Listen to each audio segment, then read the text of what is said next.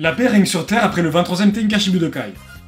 Avant de commencer la vidéo, je vous invite à vous abonner à la chaîne et à liker cette vidéo, car ça permet de soutenir la chaîne. Merci beaucoup la team, vous êtes les meilleurs. Boom! Gohan naît. Goku et Chi-Chi sont heureux et profitent des jours de paix. Quelques jours avant l'arrivée de Raditz, des étranges individus apparaissent à la porte de Son Goku. Ils seraient à la recherche des Dragon Balls. Goku, qui est parti chercher du poisson, n'est pas présent pour se battre contre eux. Gohan se fait kidnapper par ces effroyables guerriers à la puissance palpable. Sancho, Nikki et Ginger apparaissent au palais de leur chef, qui s'appelle Garlic Jr. Cet individu est à la recherche des Dragon Balls. Grâce à Gohan, qui possède le Dragon Ball à 4 étoiles, sa recherche se concrétise. Contrairement au premier film, où Garlic Jr. se contentait simplement de trouver les Dragon Balls et de laisser Gohan sur le côté, ici, les choses changent car l'énergie de Gohan est spéciale. Elle dégage une énergie phénoménale et elle est en constante hausse, en plus d'avoir une nature étrange. Garlic Jr. demande à ses sbires de surveiller Son Gohan très attentivement. Le chef sort dehors pour observer les environs, très pensif. Son visage est déformé par un mélange de fascination et d'ambition démesurée. Il commence à parler à voix basse, d'un ton posé, presque solennel. Un enfant si jeune, si frêle en apparence. Et pourtant il dégage une force qui dépasse l'entendement. Pas seulement de la puissance brute, non, quelque chose de plus pur, de plus ancien. Un ki divin.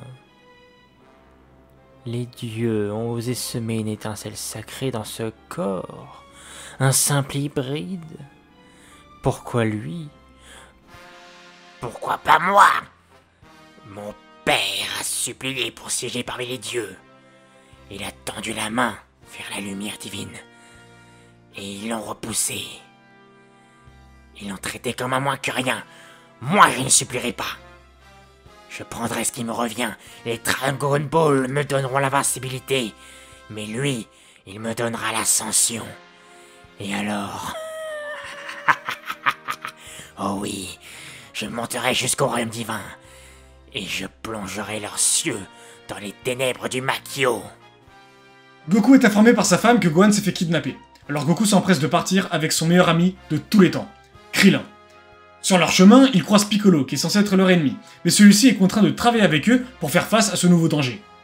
Gohan s'énerve puis assomme les sbires d'une brutalité implacable, détruisant la salle où ils se trouvaient. Ils ne comprennent pas trop, car ils voient les dégâts causés par Gohan, mais ils ne sentent aucune énergie. C'est alors que Garlic Jr., un sourire jusqu'aux oreilles, apparaît sur le lieu du combat pour confronter les guerriers. Merveilleux, absolument merveilleux. Le petit ange s'est réveillé. Vous voyez, Son Goku, Piccolo, Krillin. Ce n'est pas moi qui ai fait ça. C'est lui, votre précieux garçon, votre petit espoir. A annihilé mes hommes sans même que son ki ne s'élève. Savez-vous ce que cela signifie? Il a accédé à une dimension d'énergie au-delà de ce que vous pouvez comprendre, du ki divin pur, incontrôlé. Je n'ai fait que révéler ce qu'il est vraiment, et maintenant c'est à mon tour d'entrer en scène. Voyons voir si ce pouvoir peut me pousser à la grandeur éternelle. Vous faire goûter à l'enfer. Je ne te laisserai pas faire. Je sauverai Son Gohan. Le combat débute dans une intensité cataclysmique. Garlic Jr. se métamorphose dans sa deuxième forme. Il possède désormais une masse musculaire très accrue. Sa puissance a aussi augmenté. Gohan se jante à Goku et Piccolo, tandis que Krillin envoie des attaques à l'arrière de Garlic Jr. Gohan prend vite l'ascendant, mais alors que Garlic Jr. allait préparer son attaque phare, Goku, Piccolo, Gohan et Krillin envoient tous un Kikoa combiné qui a pour résultat de vaincre Garlic Jr. pour de bon. Après ces événements, Goku discutera avec Gohan et l'entraînera même avant l'arrivée de Raditz. Malheureusement, Gohan se fera tantôt kidnapper, mais n'aura pas accès à sa puissance. D'après Piccolo, il pense que Gohan ne canalise pas assez sa rage pour la transformer en énergie divine. L'arc de Raditz reste alors le même que dans l'histoire principale. Piccolo consacrera une grande majorité de son temps à l'entraînement de Gohan, pour qu'il puisse accéder à sa puissance latente pour affronter les prochains Saiyans qui arriveront d'ici un an. L'arrivée de Nappa et de Vegeta est fracassante. Les Saiyaman font aussi leur entrée, mais contrairement à l'histoire principale, ici Gohan déclenche un étrange état. Une aura blanche l'entoure, avant de s'intégrer à son corps. Il s'agit de l'état Saiyan God. Il sauve Tenshinhan et les autres, avant d'entrer dans la bataille avec Nappa. Celui-ci parvient à éliminer Piccolo, ce qui va encore renforcer la rage de Gohan. Par la suite, Gohan envoie Masenko qui pulvérise d'un pas sur le champ. Goku arrive juste après. Ce qu'il trouve étrange, c'est qu'il n'arrive pas à sentir l'énergie de Gohan. Il ignore cela en disant à Gohan de se mettre sur le côté, puis affronte Vegeta. Goku se transforme en Kaioken. Mais comme dans l'histoire principale, Vegeta se transforme en Ozaru, puis assomme Goku. Gohan libère à nouveau cette fameuse énergie, puis envoie un Masenko dans la face de Vegeta. Il perd immédiatement sa forme d'Ozaru. Ces événements marquent drastiquement les héros, autant sur le plan physique que sur le plan mental. Goku se pose avec Gohan pour discuter avec lui. Il lui demande quel entraînement a-t-il suivi pour obtenir une énergie de ce type. Il lui répond qu'il ne comprend pas pourquoi il est comme ça. Quelques jours plus tard, Thalès, ainsi que ses sbires apparaissent sur Terre. Concrètement, ce film se déroule à peu près de la même manière dans ce What If, à quelques exceptions près. Thalès rencontre Gohan par hasard sur l'arbre sacré. Quelques coups s'échangent et il est très surpris. Ce gamin, il n'est pas ordinaire. Il est bien plus fort que ce que je pensais. Son énergie est spéciale. J'arrive à la sentir par moments, mais quelque chose m'échappe. Si j'avais un atout de cette envergure dans mon escadron spécial, je serais le plus fort de l'univers. Avec mes fruits, je pourrais décupler sa force. Intéressant. Très intéressant. Toi, petit Saiyan, veux-tu me rejoindre avec ton papa? Je vous offrirai des biscuits au chocolat, tu pourras te servir autant que tu en voudras. Thalès mange un fruit, ce qui lui confère une puissance démesurée. Gohan se joint à la bataille, puis Goku et lui parviennent à vaincre Thalès avec une grande difficulté. Un Kikoa combiné est suffisant pour vaincre Thalès pour de bon. Les héros sont prêts à partir sur Namek. Goku va rester quelques jours en plus avant de partir avec eux, car il a besoin de se reposer à cause du combat phénoménal qu'il a mené avec Vegeta. Le reste va alors sur Namek pour une nouvelle aventure. Dès l'instant où Gohan obtient son potentiel éveillé avec Krillin, quelque chose d'étrange se déroule.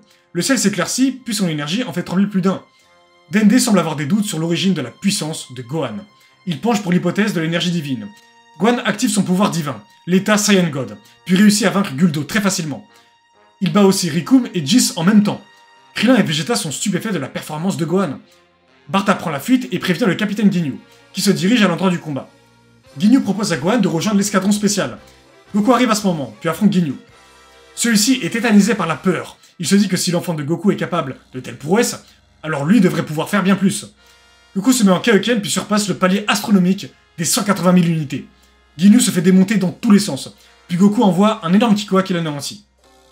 Goku et Vegeta vont se reposer, puis Piccolo est ramené à la vie grâce aux Dragon Balls de Namek. Le terrible tyran arrive, il est révolté contre les autres. Piccolo fusionne avec Nail puis affronte le tyran, qui se transforme dans sa deuxième forme, puis sa troisième forme. Gohan, avec son état de Saiyan God, parvient à échanger des coups à parts égales avec Freezer. Mais son aura devient légèrement écarlate.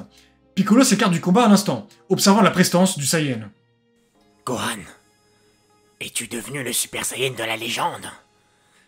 C'est peut-être ça ce dont Vegeta parlait tout à l'heure. Tu es exceptionnel, Gohan. Je suis fier de tes progrès. Affronte Freezer et bats-le. Gohan s'énerve puis son énergie monte en flèche. Freezer se transforme dans sa quatrième forme. Même comme ça, Gohan arrive à lui tenir tête. Mais celui-ci se met à 50% et les choses changent. Il se fait poutrer au sol. Freezer obtient ses 60 millions d'unités. Goku et Vegeta se réveillent en même temps et apparaissent dans la bataille. Goku envoie son Kaioken, mais n'arrive pas à vaincre Freezer. Gohan sent sa rage monter en voyant que son père ne parvient pas à assailler de coups le tyran. C'est alors qu'une véritable aura écarlate émane de Gohan. Il pousse un cri et libère une aura qui jusqu'à maintenant était enfouie en lui. Il se transforme en Super Saiyan divin. Il avance vers le tyran, qui tremble de peur face à un nouveau type d'énergie qu'il découvre. Qu'est-ce que c'est que cette métamorphose? Son énergie est complètement différente. Je ne peux même pas avancer le fait qu'il arrivera à vaincre ce tyran. Vas-y, Gohan, tu es notre seul espoir désormais. Montre-lui la vraie puissance d'un Saiyan aux cheveux rouges. Gohan est estimé à 1,53 million d'unités dans ce What If, dans sa forme de Saiyan God. Comme la troisième forme de Freezer, à vrai dire. Mais en Super Saiyan God, on peut imaginer qu'il fait x 3200. Ceci donnerait alors 4,896 milliards. Mais personne ne peut détecter son unité de puissance, car ils n'ont pas de ki divin. Gohan est le seul à posséder un ki de cette nature. Freezer, lui, possède 60 millions d'unités à 50% de sa puissance, puis à 120 millions quand il se met à fond. Sauf qu'il n'a pas vraiment l'occasion de se mettre à 100%. Gohan fonce sur Freezer et arrive à le vaincre d'un seul Masenko bien chargé. Gohan remporte la victoire.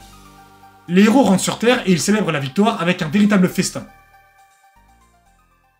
Qu'est-ce que tu m'avais dit sur le Super Saiyan déjà? Un Super Saiyan est censé avoir les cheveux dorés, pas vrai? Pourquoi mon imbécile de frère s'est fait vaincre par un Saiyan aux cheveux rouges? D'après certains, ce Saiyan aurait vaincu Freezer d'un seul déploiement d'énergie. Quel genre de monstre est-il? Appelle mon père. On a besoin de lui. Dis-lui qu'il s'entraîne durant quelques semaines. Je vais en faire de même. Quelque chose de plus impressionnant se rapproche. J'espère que vous aurez aimé cette vidéo. N'hésitez pas à vous abonner, à liker et à commenter, ça me ferait super plaisir. Bref, à plus!